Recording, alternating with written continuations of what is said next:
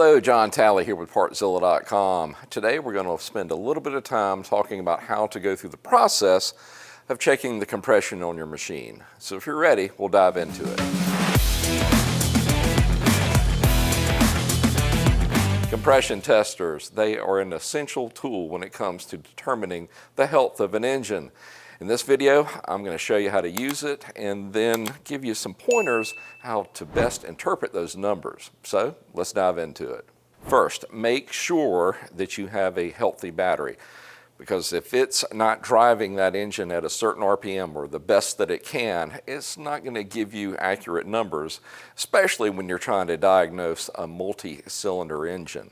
Now, on a single-cylinder engine like this one, it's not hypercritical, but you still want it to be fully charged. That way it gives you its full power as far as sending that piston up and down inside of that cylinder so you get an accurate reading.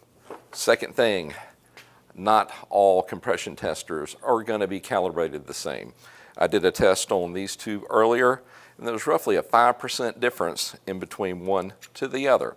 Now, is that a make or break depending on the manufacturer? No, not really, because these are just giving you an idea of what's going on inside of your engine. So it's not hypercritical that they be calibrated to the exact number, because let's face it, this is not an exact number that we're going after to begin with. Let's do a quick test on our 2008 YFZ450R and see what kind of shape this engine is in. It's hooked up, but don't turn it over yet. It is very important that you turn off your fuel supply for your machine. This one, the fuel tank's nowhere to be seen. Yours, you either need to turn off your fuel or pull the fuse that goes to the relay for your fuel pump. Very important that you do that. Next, flip it on, hold your throttle open, and we're going to give it about 6 cranks, and that should max it out. Now, is it really critical how many times you turn it over? There's a couple of different schools of thought here. Some people run it until it just maxes out and it can't do anymore. Others, they'll count how many in between, let's say 5 and 10, and they repeat that number over and over again, especially when you're doing a multi-cylinder engine. I fall somewhere in between those two numbers.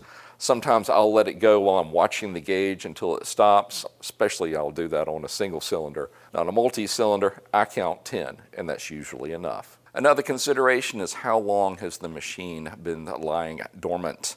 It's been several years. Well, then you might want to consider at least starting the engine. If it will, running it through a heat cycle, wait till the next day, and then test it again and see where those numbers end up. I think you'll find that they're going to change dramatically once it's been woken back up. Now let's take a look and see how this engine is doing. All right, that looks like 110. Now I know what you're thinking. This is a higher performance engine. That does sound kind of low, doesn't it? Well, not really, because on this particular engine it has a decompression device built into the exhaust cam. And the only way that decompression device gets deactivated is when it's spinning more than 500 RPMs. And of course a running engine is going to spin more than that at idle.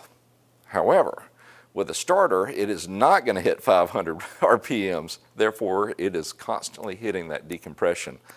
It's actually not a bearing, but a ball inside that's just slightly opening up that exhaust valve to relieve some of that pressure. So what is that number really? Well, that 110 would equate to about 140 to 145 if the decompression were taken out of the equation. And that will be a sign of a very healthy engine, which we know this one to be. The decompression device is something you really need to look out for, because if you don't know it's there, it's going to, you're going to interpret the numbers incorrectly. And if I did not know that there was a decompression device built into this engine, 110, it would have me a little bit concerned. Now, with that being said, don't let these numbers scare you initially, because your numbers are going to be different depending on what type of machine it is, how the engine is built, if it has a decompression device, if it's been modified. If it's a higher performance engine or a higher compression engine, well, guess what? Those numbers are going to be through the roof. Now, there's an engine right back there that we took apart that should have had a number with the stock piston of about 140 PSI. Guess what? It was closer to 190. Want to know why? That particular engine had a big bore kit matched with a high compression piston. So of course, it's going to be a lot higher than the stock values that you'd have from Honda. Now, just as a rule of thumb, if you're looking at numbers in between 90 and 120 PSI on a utility type machine, chances are you're fine. For a performance one like this one, once you factor out the decompression, you want to see in between 125 and 150. Now after that, you start getting into the high compression, big displacement motors. Well, then it's anybody's guess where you're going to end up. You could be anywhere from 175 to 200 or more. It just really depends on the engine. The compression tester at least gives you a quick snapshot as to what is going on inside of your engine. Now, if you need to look further, I would suggest that you do a leak down test, but this is a quick and easy way just to see, all right, am I good to go, yes or no? And that's all it's going to give you. Is it going to provide any more information than that? No. Now, if we were looking at low numbers, what would cause that? Typically, it's either going to be your rings or it's going to be your valves. It's going to be one of the two, but this device can't tell you which one.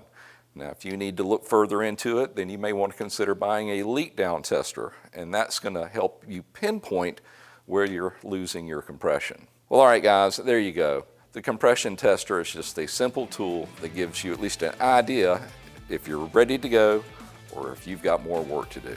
If you would, hit that like, subscribe, and notification bell. And if you have any questions or comments, well, drop them in the section below and we can discuss it. Till then, we'll just see you in the next video. Y'all take care.